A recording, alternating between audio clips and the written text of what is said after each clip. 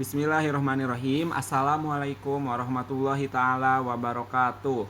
Izin memperkenalkan diri, nama saya Muhammad Adri Ramadan dari kelas PAI 2D dengan nomor induk mahasiswa 0101240195. Di video kali ini saya akan bertujuan untuk menyelesaikan tugas ujian akhir semester mata kuliah Ulumul Quran yang diampu oleh Bapak Didi Ahmadiyah SQ. Nah, apa itu Ulumul Quran? Ulumul Quran adalah ilmu-ilmu yang membahas seluk-beluk Al-Quran. Di sini saya akan membahas 9 materi yang telah Bapak Didi sampaikan dan telah kelompok kami presentasikan. Oke, materi yang pertama adalah Nuzulul Quran dan kodifikasi Al-Quran. Apa itu Nuzulul Al-Quran? Nuzulul Quran adalah proses turunnya Al-Quran. Al-Quran merupakan wahyu dari Allah Subhanahu wa taala yang diturunkan kepada Nabi Muhammad SAW melalui malaikat Jibril. Disampaikan dalam waktu 22 tahun, 2 bulan, 22 hari pada tanggal 17 Ramadan di Gua Hiro. Sedangkan kodifikasi Al-Quran melalui 3 proses atau 3 fase penting. Yang pertama pada zaman Nabi Muhammad SAW, yaitu proses pengumpulan melalui hafalan dan sebagian dalam bentuk tulisan. Yang kedua pada zaman Abu Bakar As-Siddiq, Al-Quran mulai dibukukan atas saran dari Umar bin Khattab karena waktu itu banyaknya para hafiz yang syuhada. Proses pembukuan ini diketuai oleh sahabat Zaid bin Sabit. Nah, yang ketiga itu pada fase Khalifah Utsman bin Affan. Dilakukan standarisasi mushaf dan dibagikan ke berbagai wilayah yang sampai sekarang dikenal dengan mushaf Utsmani. Untuk materi yang kedua ada asbab an-nuzul. Asbab an-nuzul adalah sebab-sebab turunnya ayat atau surah dalam Al-Quran.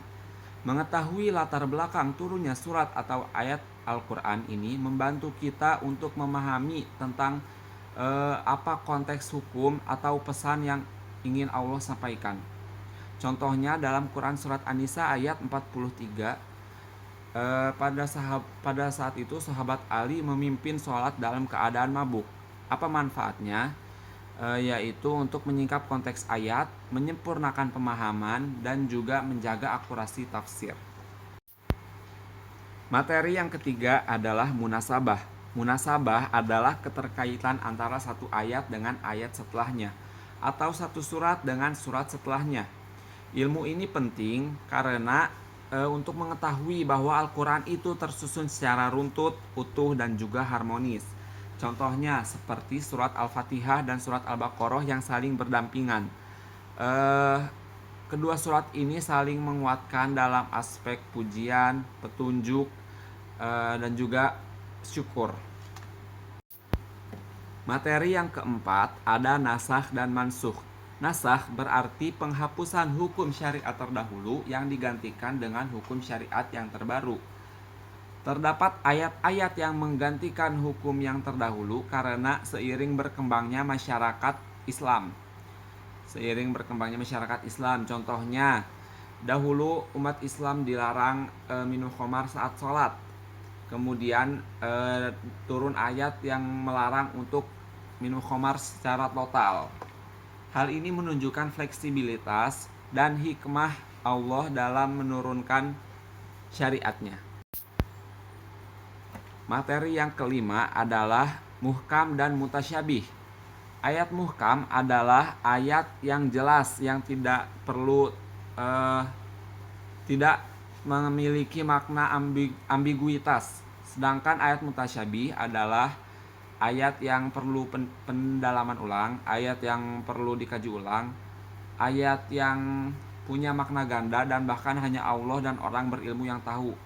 Contohnya seperti ayat tentang hukum waris itu ayat muhkam, sedangkan ayat tentang seperti tangan Allah atau yadullah itu ayat mutasyabih. Apa manfaatnya? Yaitu untuk menunjukkan kedalaman Al-Quran dan juga menguji keimanan kita sebagai umat muslim. Materi keenam adalah Fawatih Aswar. Fawatih Aswar adalah pembuka surat dalam Al-Quran. Fawati Aswar ini bertujuan untuk menunjukkan bahwa Al-Quran terdiri dari huruf-huruf hijaiyah yang diketahui oleh bangsa Arab. Sebagian huruf ini terdiri hanya dari satu huruf. Contohnya seperti Nun dalam surat Al-Qalam, Toha dalam surah Toha, dan Kaf Ha Ya Ain Shad dalam surah Maryam. Materi ketujuh adalah kiroat. Menurut Az-Zarkashi, kiroat adalah perbedaan cara melafalkan lafaz-lafaz Al-Quran, baik secara takhfif atau tasqil. Hal ini dikarenakan meluasnya wilayah Islam pada saat itu, sehingga para sahabat dan para tabi'in yang menyebarkan bacaan Al-Quran ke berbagai daerah ini menjadi muncul berbagai macam dialek di daerah tersebut, sehingga muncullah qiraah sab'ah atau materi yang kedelapan adalah i'jaz Al-Quran atau kemukjizatan. Al-Quran tidak ada tandingannya dimanapun. Bahkan Al-Quran menandingi manusia atau bangsa jin untuk membuat satu surat saja yang menyerupai Al-Quran. Namun, hingga detik ini tidak ada seorang pun yang dapat menyanggupinya. I'jaz Al-Quran meliputi satu, bahasa yang tiada tanding. Kedua, kedalaman ilmu dan ketepatan sejarah. Dan yang ketiga adalah proses spiritual yang sangat luar biasa. Fungsi utamanya Al-Quran adalah bukti kemukjizatan Rasul Nabi Muhammad SAW. Yang kesembilan adalah ilmu tafsir. Tafsir adalah penjelasan mendalam tentang suatu ayat di dalam Al-Quran.